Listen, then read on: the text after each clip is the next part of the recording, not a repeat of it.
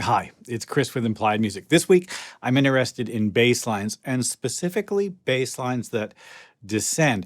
So much of harmony has a downward motion in sort of the pitch world, resolutions that, kind of go that sort of thing. And I'm interested in bass lines that tend that direction as well. My earliest fun bass lines tended to be walking down. Of course, it's not the only solution. In fact, we'll talk a little bit about how we can use bass lines just to teach ourselves tons about harmony. But I've got 6 examples of my favorite descending bass lines and some pieces that might go with them. So let's take a look.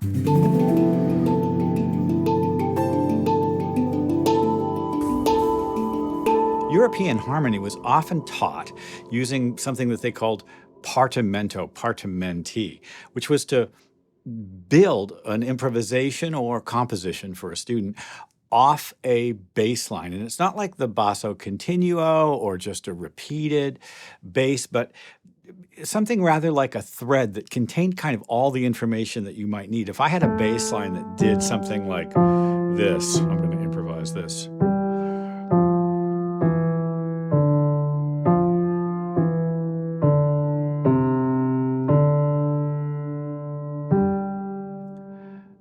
It suggests something broad to me immediately. First of all of those notes I can hear and I can see on the screen are in the key of C, and there's a repeated 4-note figure, and then when I look right here, the D and the G suggests a turnaround to what do you hear happening? I hear a C coming.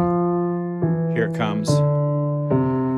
2, D minor 7, 5, 2, C, right?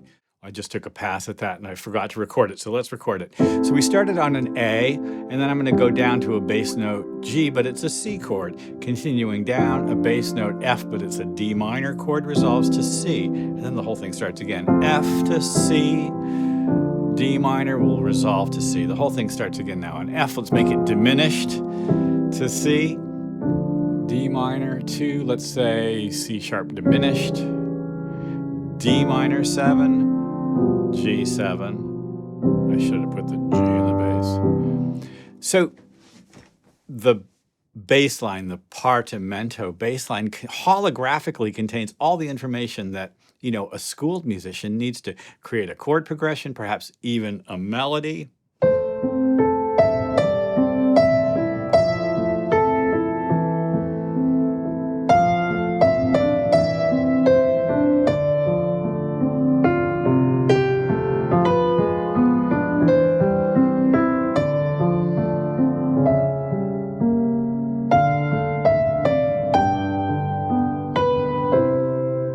And I have a composition just from the bass line. Well, if you're interested in, pushing yourself in a direction, write a bass line first and harmonize it and then melodicize it. I've got 6 examples of that. Let's take a look at what I came up with this week. Well, I couldn't tell you who taught me the hit the road jack bass line. I learned it when I was a young piano player, but once I learned it, I used it as a foundation for all kinds of improvisation. It actually has a name, the Andalusian cadence. And here it is in F. F, E flat, D flat, C, a descending bass line which suggests F minor, E flat, D flat, C. Here's a 3-against-2 pattern, a surprising non-jazz, non-rock sound. It's beautiful. The polyrhythm gives us this beautiful propulsion.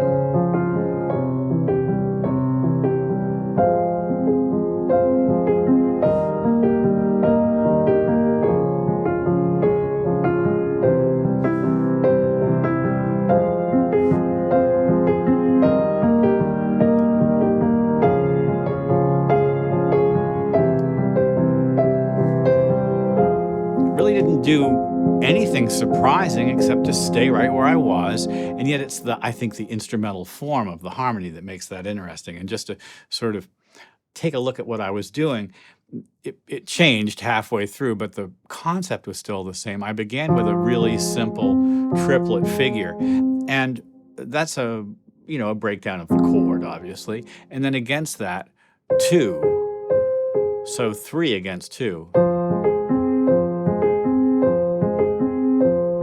And it gives me a really interesting result. And then I have to say, partially, the way this melody works is kind of what makes it interesting to me. So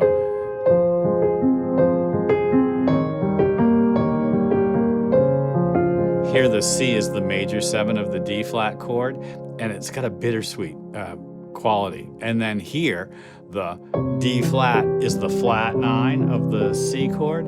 Again, a little bit of tension goes a long way. Simple bass line. It had in it a bunch of suggestive harmonies and allowed me to create an instrumental form that gave me a melody.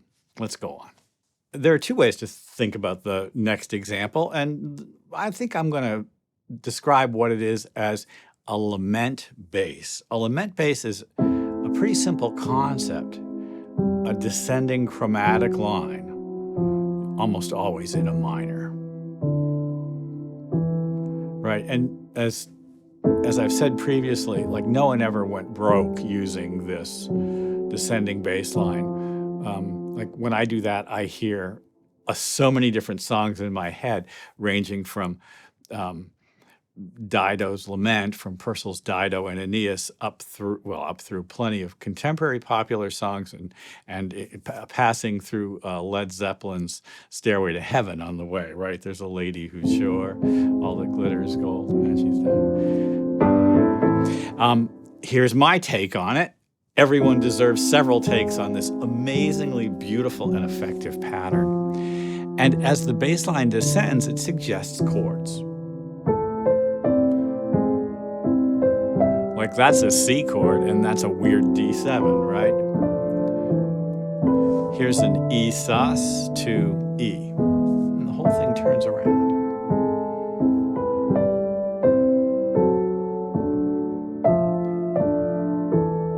Because the bass line is so powerful, because it moves us forward so specifically,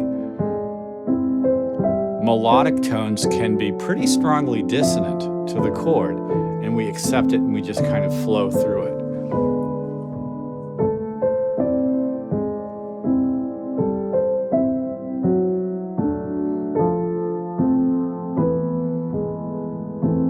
There's a sort of almost a childishness, a simplicity to it, which belies its real strength, real integrity. Let's go to the third example. I've stolen it from a popular song.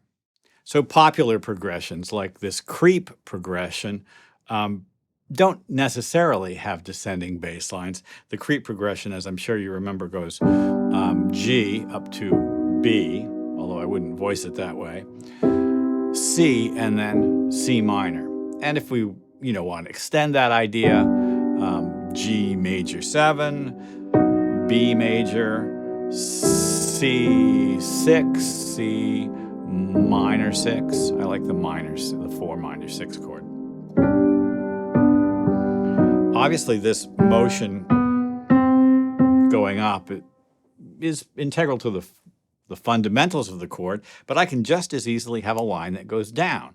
G over G, B over F sharp, C over E, C minor 6 over E flat. That's a great bass line. That's what I've done with our example here. You can see inversions of the chord become important.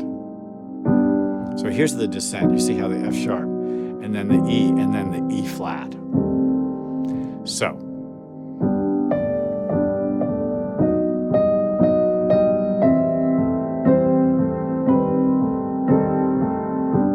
of course, it's not just creep that uses the creep chord progression, right?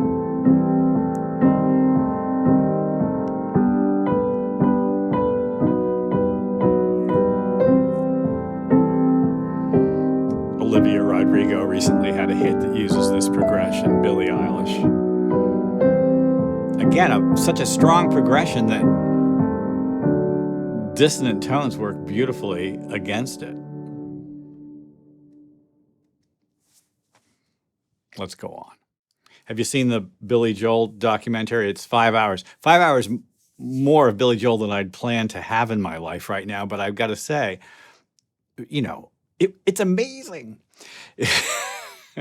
I mean, because I'm 65, almost, you know, and some of the first pop songs I learned to play on piano were Billy Joel songs. And of course, maybe not the least of them was Piano Man. Piano Man uses a descending major scale as its foundation, and then in the bridge uses a, I have to say this out loud, it's great because it uses both tricks.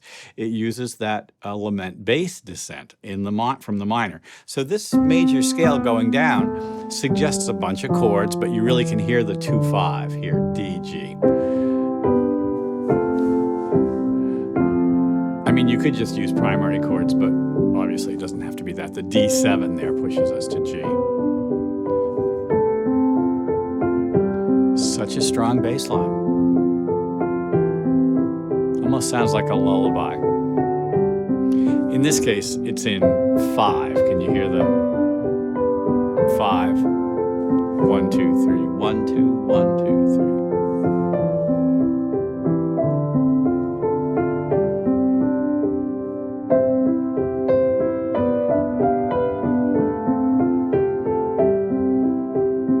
I mean, it doesn't even really sound irregular because the power of that descending bass line carries us forward so smoothly.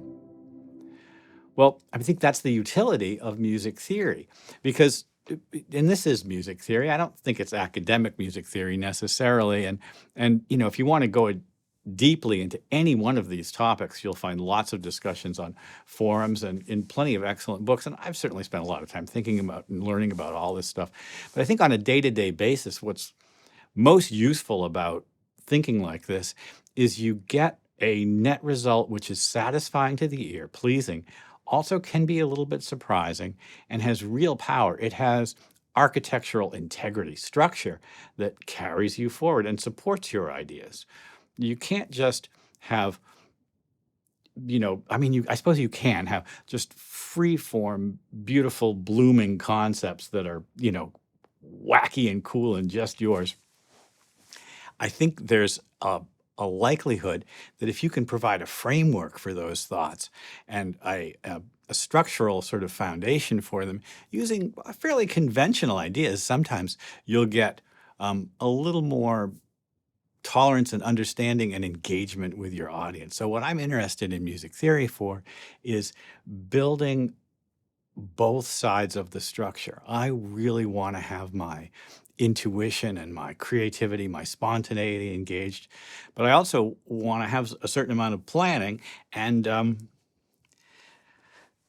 you know, just full on, you know, strength in the compositions themselves. This is music theory. This is what music theory should be. And it should be for you. It should be for your music. This is music theory for everyone. And that means you. And that means you can get something out of this. So if you are, and maybe you haven't subscribed to the channel, now's the time to hit the subscribe button. Okay, that's a lot of talking. I've got 2 more examples. Let's go forward.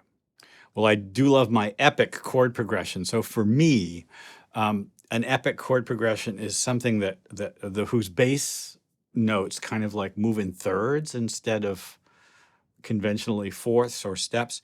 So like, let's say we have, well, I guess the first chord in this piece is B flat minor. So a third away, up or down, let's say a major third away could be F sharp. A third up would be D major. And just to be complete about it, if I go a bunch of major thirds, I could go B flat, major third, down to F sharp, major third, down to D. All those chords could be minor. So B flat minor, F sharp minor, D minor. Oh, that's dark, right? It's a great chord progression. I did this for the bottom of my voicing. I could easily have done this. But I like the bass line moving down, and I think I added another chord here, maybe, let's see. So B flat minor, F sharp minor, D minor, D flat major. Maybe I'm going to use D flat major 7. So this is an epic progression that has, well, surprising chords next to each other.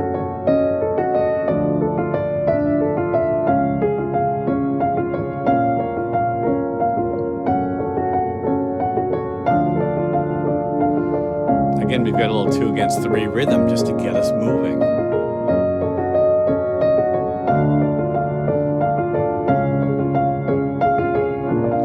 No two of those chords live in any key signature together, so the feeling is of really just kind of being like unmoored, untethered from things we're floating around in space. It's a John Williams trick from the earliest Star Wars movies.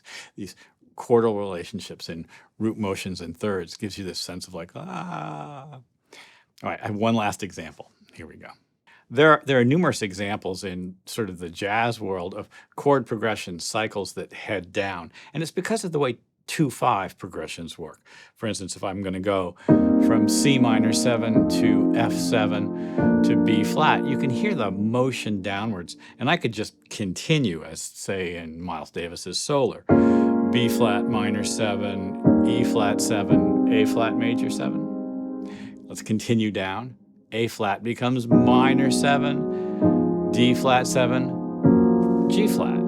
So, major 7, and we could, until we run out of piano, we could just keep on heading down. Well, the great sort of, I don't know if it was originally a pop song. I remember it from when I was a kid. Has become kind of a boogaloo contemporary jazz, soul jazz standard. Sonny. So we're in A minor, and then a 2/5 to F, and then a 2/5 that takes us back around again.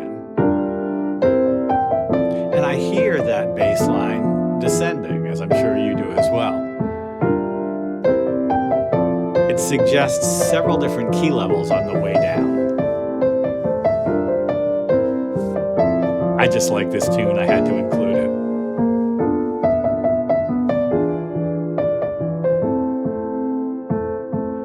All right, I'm going to take off my go-go boots. Harmony tends to move downward. Of course, it's great when it moves up, right? Bass lines can move up. C sharp diminished, D sharp diminished, E minor 7, A augmented, D minor 7 to G to C. So my bass line kind of just rose, didn't it? And yet it sent me around a kind of a circle. It's fun to think about. It's an assignment. In fact, as I said earlier in the video, partimento was a way of studying harmony and a way of getting used to this kind of motion. Well, I hope looking at these examples have been useful. Like and subscribe, ding the bell to be notified when I do my videos.